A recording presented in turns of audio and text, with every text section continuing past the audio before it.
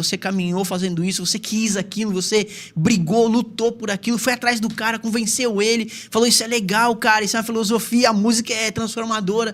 Como é que foi essa experiência, assim, quando você viu esses caras sair do cru, do zero, pra tocar e fazer parte da tua equipe, da tua orquestra? Como é que foi isso, cara? Então, é um tiro no escuro.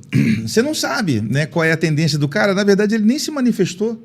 Ele diz assim, puxa, eu gosto de trompete, eu gosto de saxofone. Ele não se manifestou, simplesmente disse, escuta, vamos tinha que ter um ponto de partida. Vamos começar com esse aqui? O que você acha? Aí o cara ia ali e disse, não gostei muito. Então vamos ver esse aqui, coisa e tal. Até tentar ver qual o instrumento que ele se identificava com mais facilidade. E alguns, nenhum instrumento deu certo. E alguns começaram em um e depois não deu certo, passou para outro. Né? Eu lembro que tinha um aluno, e aí eu comecei a investir nos jovens, né? Nos pré-adolescentes, adolescentes, eu digo pré-adolescente porque, se pensar em banda, é um ambiente, vamos dizer assim, profissionalizante. Né? Você vai lidar com instrumentos que podem indicar, direcionar uma carreira profissional. Então, não tem instrumento para iniciante, para infantil, vamos dizer assim, não tem um mini saxofone, não tem um mini trompete. Então, assim, a criança precisa esperar um pouquinho mais, enquanto espera, fazendo uma preparação como se fosse uma musicalização, para que a música já venha entrando na vida dela, enquanto ela se prepara, crescendo, para pegar um instrumento como esse. Então, por exemplo, você pega uma criança de 6, 8 anos, que os dedinhos não alcançam ainda essas chaves. Ela vai soprar, não vai sair o som que ela... tanto vai cansar, pelo peso do instrumento, como os dedinhos não vão alcançar. Corre o risco de frustrar e você perder, de repente, um talento incrível. Né? Tá. Então, assim, para mim era sempre um tiro no escuro começar. Eu sugeria um instrumento e sem saber se ia dar certo. Alguns deram certo. E aí, quando eu comecei a trabalhar com os jovens, né, o pré-adolescente, adolescente, aí a coisa já começou a dar uma outra direção. Tem alguns integrantes da banda que estão na banda desde essa época. Começaram a fazer aula comigo e aí foram estudando coisa e tal. Vamos dar um jeito de trazer você para cá, coisa e tal. Mas continuo estudando e estão lá na banda fazendo parte há mais de 20 anos. Uhum. Né? Então, assim, a cada 100 você consegue 2, 3. Né? É uma conta um pouquinho baixa, mas tem algum resultado. Tá. Mas e aí, como é que foi isso? Como é que foi essa experiência aí? Quando você viu que o cara do zero tocou, então, o que você sentiu? Sempre, isso te remeteu um pouco a você, quando você, lá atrás, quando você precisava também aprender, e quando você, de fato, conseguiu tocar, e até o teu primeiro cachê, porque o cara, quando entrou, ele não recebia salário ainda, né? Você falou que prometeu que o cara ia receber alguma coisa. Então, ele teve que aprender, ele teve que apresentar alguma coisa, e o cara recebeu o primeiro salário. Teve alguma troca disso para você, assim, como pessoa? Isso foi enriquecedor? Então, foi muito enriquecedor, porque para mim, de uma outra forma, mas foi praticamente que a mesma coisa, a mesma situação. Alguém me viu numa situação, no caso lá o maestro, e começou a me direcionar, a passar as informações específicas para o saxofone. Ele não teve, experimenta esse, experimenta aquele, coisa e tal. Então, já foi específico e comigo deu certo. Uhum. Né? Mas nos casos aqui que deram certo, no caso, tem duas pessoas que eu comento com muito carinho, a Aline, que está no clarinete até hoje, começou lá atrás, tenho foto com ela com 8 anos, Nossa. 9 anos. Sulamide começou comigo lá com, sei lá, uns 12 anos, talvez, né?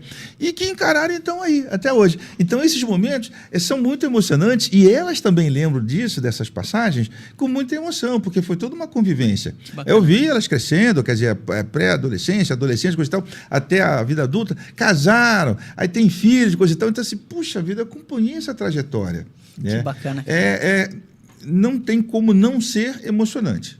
Perfeito. Muito legal. Maravilha. E agora tem que voltar naquele assunto que a gente estava. O assunto que nós estávamos falando, eu guardei. Era o assunto da batuta que nós estávamos falando, e você explicou todo o contexto da batuta, você falou para que ela serve, como é que é usado, até onde ela chegou. Mas, na verdade, a minha dúvida ela permaneceu. Eu não sei se eu fui claro nessa dúvida. A questão era a seguinte... Agora que a gente entendeu a funcionalidade e a gente entendeu para que serve essa batuta, a questão existem 2 tipos de comunicação, pelo que eu entendi. Ela se comunica no coletivo, com o uso da batuta, então o maestro regente, ele se comunica com todo mundo, ele tem uma comunicação ali, para todo mundo, mas ele se refere, ele se posiciona, ele se dirige com olhar, postura e gestos para um grupo ou para um músico em específico. É ilusão minha ou de fato isso acontece? Não, isso é fato. Então, o que acontece? Eu esqueci de falar da outra mão. Então, eu sou destro. Então, eu uso a batuta aqui para fazer a marcação do tempo. A batida, está aqui, né? Aí já começa uma primeira comunicação, porque assim, se a música for suave ou se ela começa ou tem algum momento que seja piano, né, a intensidade é baixinha, né? Então, vale a pena você investir num gesto mais sutil, mais comedido, né? Como se fosse para o músico entender que não é para ele soltar um volume. Aí vai crescer um pouquinho. Já está expandindo. No forte. Aí você usa praticamente que toda a amplitude do movimento. Tá. Né? Então, essa é uma forma de comunicação. Até aí, não, e eu sou um maestro que me comunico muito com o olhar pro músico. Só que na banda você tem os naipes. São alguns casos, não muito, enfim, mais específicos, onde você tem um destaque, um músico que faz um solo, alguma coisa assim, mas normalmente a conversa da banda ela existe pelos naipes. Né? Então, flautas, clarinetes, saxofones, trompetes, trombones, coisa e tal. Então, de acordo com uma das funções do regente, que é dar a dica para o naipe que vai entrar. Aí entra a função da mão esquerda. Né? Então, por exemplo, eu estou regendo aqui, né? Para vocês. Então, eu vou fazer uma regência aqui. Né? Não para você, não para você. Aqui no meio. Aí os dois estão se valendo dessa mesma informação. Aí, daqui a pouco, a Alessandra vai entrar. Aí eu vou fazer assim, ó, específico para você, porque a sua música, a sua melodia, ela vai ser predominante naquele momento. E você continua fazendo a sua parte, né? Só que a sua parte vai dar suporte para a parte dela. Tá. Né? Então, tudo isso aí faz parte de uma comunicação. Olhar. Então, assim, muito comum do músico tocar, aí ele tocou lindamente aquele trecho, ele ganha um sorriso.